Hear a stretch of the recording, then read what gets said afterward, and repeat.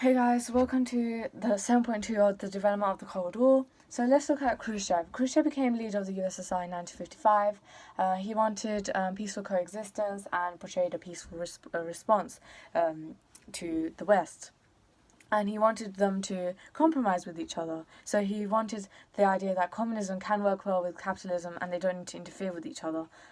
So he organized de-Stalinization. De-Stalinization was the attempt to make people forget about Stalin. He was obviously Stalin, as you know, he used the cult of personality to portray himself as a hero, and Khrushchev didn't want this. He wanted to become the new hero. So he destroyed his statues, publicly criticized him in his speeches.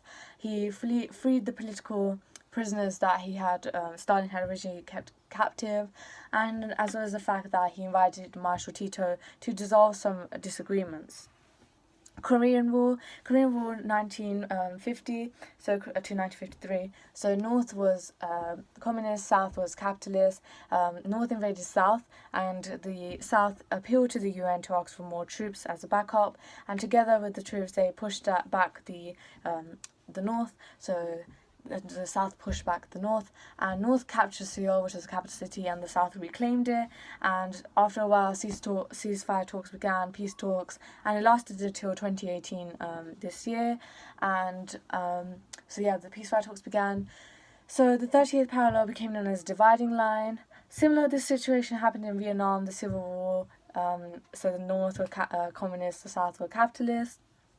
Now let's go to NATO. NATO was set up in 1949 by the West. So NATO was to provide Truman, aka the USA, for the the Western European bases, and he basically put his nuclear missiles and secured them as bases in case the USSR decided to attack. So it basically provides security. As a response, Warsaw Pact was also set up by the USSR in 1955 during Khrushchev's time, and it did the similar thing. So around Eastern Europe, Khrushchev put down nuclear bases and secured them as allies in case the USA invaded.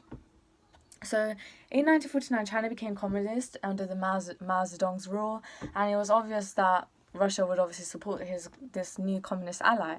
So the Treaty of Friendship and Mutual Assistance was signed, and obviously they were both communists, and it showed that the idea of containment and the theory of containment had failed in Asia, but now the allies were looking for something bigger. They wanted to conquer the world and different countries around it.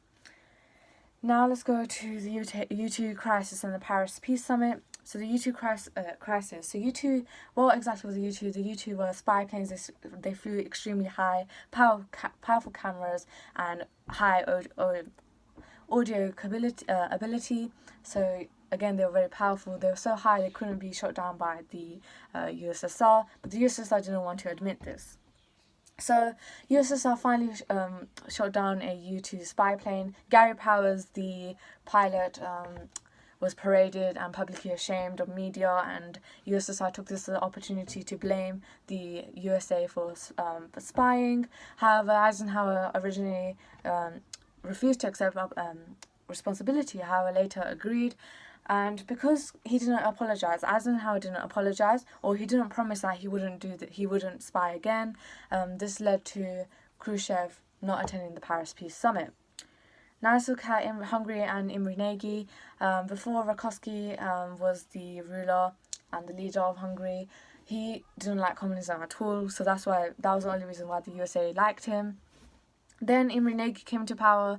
He wanted so many reforms. He wanted to hold elections and freedom, more socialism, as well as the fact that he wanted Hungary to become a neutral country. He didn't want to pick sides in the war. He didn't want to be capitalist or communist.